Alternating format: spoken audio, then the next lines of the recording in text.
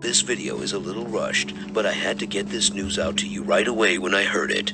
So bear with me. The New York Times has reported that insider information suggests that President Joe Biden is getting increasingly annoyed at people questioning his re-election bid. Biden is expecting the same criticism he got in the past, that he's too old or that he leans too close to the center. Politically, Biden knows in his heart, though, he's the one that beat Donald Trump, and this gives him the confidence to run in 2024. However, some argue that Biden was voted in, not because people like Joe Biden, but because they were tired of Donald Trump. Now that Biden has been president, though, he has a track record of making a lot of mistakes, so people like Donald Trump or Ron DeSantis will likely take advantage of this opportunity as they campaign, or members of his own Democrat Party are going to use Biden's errors against him. Publicly recent polling shows that most of the United States now prefers Trump over Biden because of all of the economic hardship that we're all living through right now. Now, in order for Donald Trump to run again, he will have to avoid criminal charges from the Department of Justice. Yesterday, I reported that someone who was close to Trump got raided by the FBI. Now, John Eastman, another Trump campaign lawyer, stated that he was stopped and searched by the FBI. The FBI frisked John Eastman and took his phone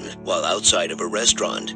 Eastman has since requested that his personal property be returned and argued that the FBI's warrant was unlawful. His lawyer stated that he was forced to use his face to unlock his iPhone, which directly violates his Fifth Right Amendment not to incriminate and testify against himself. Eastman has been accused of helping former President Trump try to overturn the 2020 election. So again, the Department of Justice is now using its authority to go after those closest to Donald Trump. President Biden ordered the Department of Homeland Security to take over an old Jewish kids camp in North Carolina called the American Hebrew Camp. You can look up pictures. It costs $42,000 a year per child. The White House will be hiring 800 people to run the camp, and it will be the new home of illegal immigrant children that have been dropped off at the border. This has the Latin community absolutely furious. They say we came here legally, and it was difficult. Now the U.S.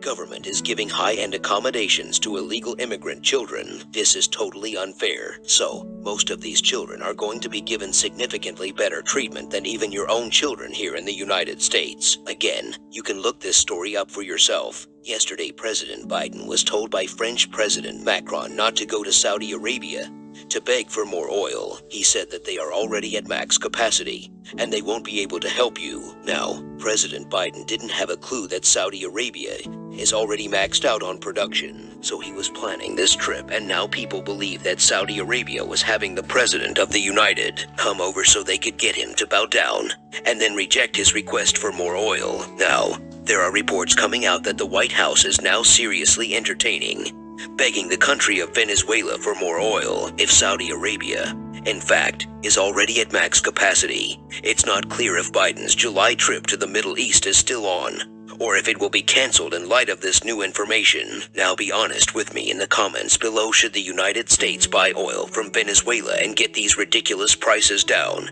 Or is Venezuela as bad as Putin in your mind? Let me know your thoughts, because at this point, like, Russia's getting rich, we're getting poor, and there's cheap oil that we could go buy from a different country. I don't know. Let me know your thoughts in comments. After Roe v. Wade was overturned, Representative Elizabeth Warren and Representative AOC call on Biden's administration to use federal land as a place to create abortion centers for women who have no other place to go. Vice President Kamala Harris responded to these suggestions, stating that they are currently not discussing this option, but are focused on ensuring people that are seeking abortions that they will be cared for. Biden has already voiced his support for the FDA-approved medication to end early pregnancies, but it's unclear if he will support abortion clinics on federal land. Now we know he won't support drilling oil on federal lands, but we'll see if he supports abortion on federal taxpayer land. Now, Vice President Kamala Harris also mentioned that she is looking into the idea of using taxpayer money to give women free travel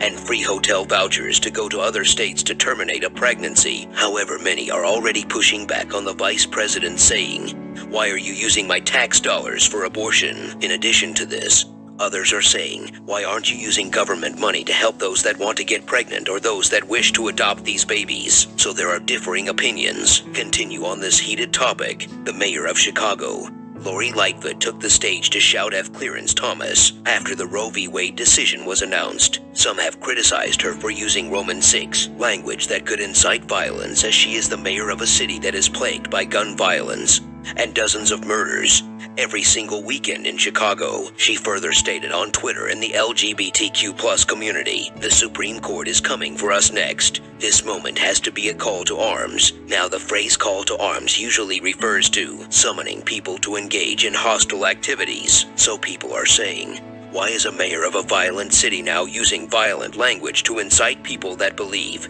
the same way that she believes? So, again, these are very, very hot topics. I'm trying to cover them sensitively.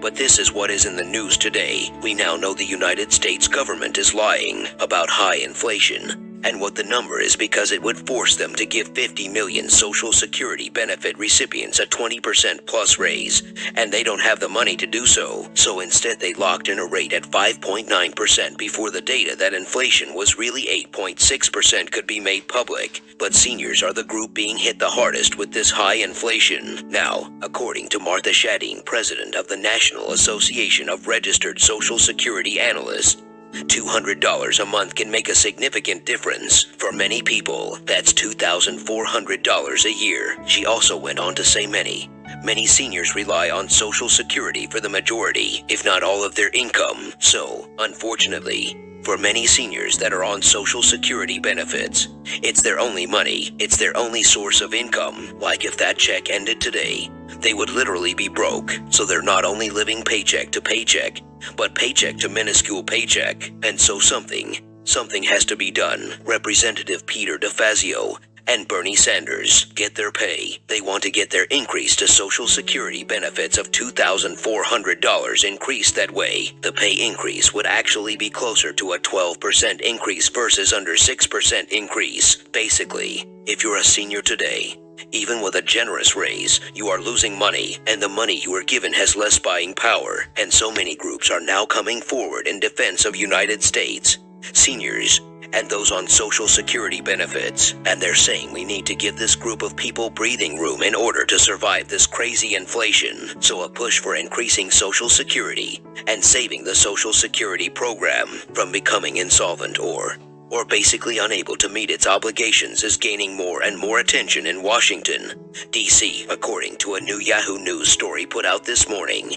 I really hope they can do something for the seniors in this country. I know that they're hurting really bad from this inflation, and if you are a senior in my community, I see your comments. So again, I wanted to bring you this update that was fresh off of Yahoo News this morning. Another fresh story is California. Governor Gavin Newsom is going to be providing $17 billion in stimulus check relief. This will basically be like the 6th stimulus check for the state of California. Families will now be able to receive up to $1,050 that could be used towards food or gasoline purchases. Now, the only issue is this is extremely counterproductive to what the Federal Reserve is trying to do by raising interest rates, which is to tamp down inflation. So if you helicopter $17 billion into one state, it's going to ripple out to the neighboring states. Now the Fed says that they want to stop and slow this inflation, but then they turn around and give permission to give out huge chunks of free money in order to keep people alive. So they really are between a rock and a hard place. It's like, we know people need money in order to buy stuff,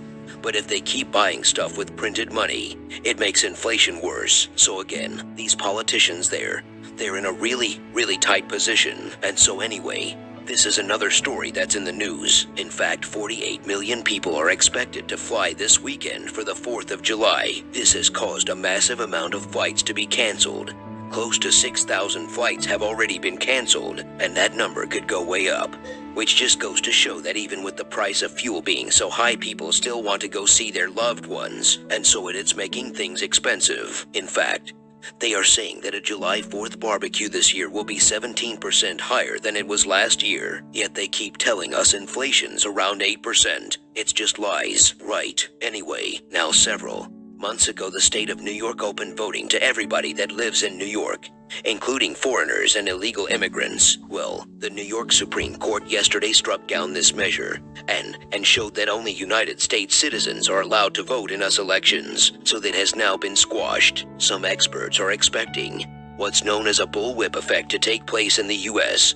economy following the rise in demand. In simple terms, retailers are overstocking right now to try to make up for being behind in the past. But what's gonna happen is they're gonna have too much inventory, and they'll be forced to lower their prices in order to get inventory out the door. So the Fed may see this and say, hey, whoa, we're gonna actually lower interest rates or not raise them the following month because all of a sudden, things are lowered in price. But that's called the bullwhip effect. There is also talk that the Fed will likely stop raising rates or even lower them right before the November election. This could be because President Biden demands Jerome Powell do this. This could also be to avoid a recession, which would spook the entire country. Now stocks are down. And being in high inflation, these are bad combinations as you head into an election cycle. So some are expecting Biden to come out and maybe try to pressure the Federal Reserve Chairman. Now, every president does this, so this would not be unique to Biden, but this is what you might expect with your money here over the next 120 days. As I know more, I will come on and share more with you. Hopefully, they get something done about these gas prices, which would lower prices in so many different areas. Hopefully, they can do something for people that are raising children. Now, before you go, I just want to remind you that you are amazing. Keep your heads up. I appreciate you being in the community, and I'll see you in the next video.